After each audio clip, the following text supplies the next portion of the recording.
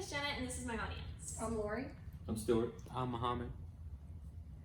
Throughout history, women have always been treated as if they are less than men. They were told that they had to stay home, clean, cook, and take care of the children while their husbands worked. Women were never allowed the same rights as men. We had to fight for our right to vote, work, and to exist alongside men in the world. The biggest representation of this dynamic is the presidents and vice presidents.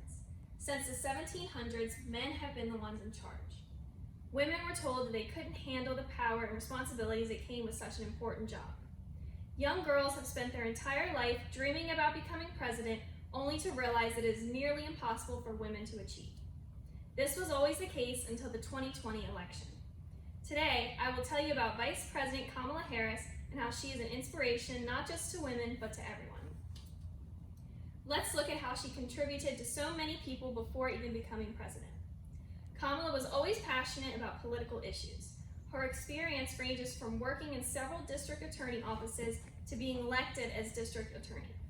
Her main contribution during this time was creating a program to provide first-time drug offenders with education and employment opportunities.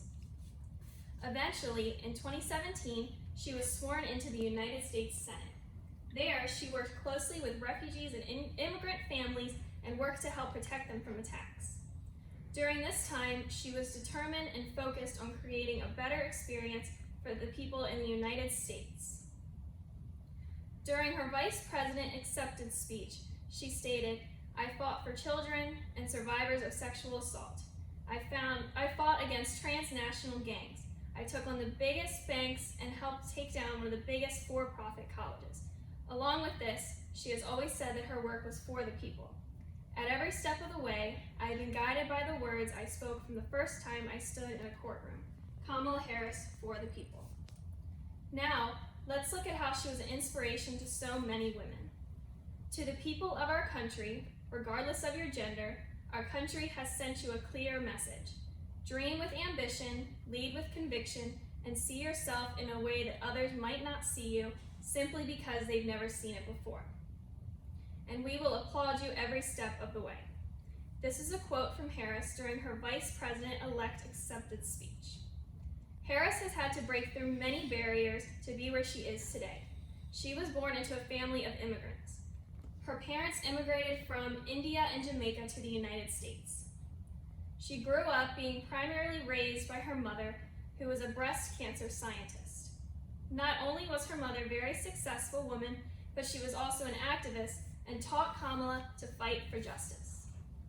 Her constant fight for justice led her to be the first Black American, the first South Asian American, and the first woman to ever be elected as vice president. Just this alone makes her a huge inspiration to me and many women around the world. Before Kamala, women, Black Americans, and South Asian Americans never had any representation.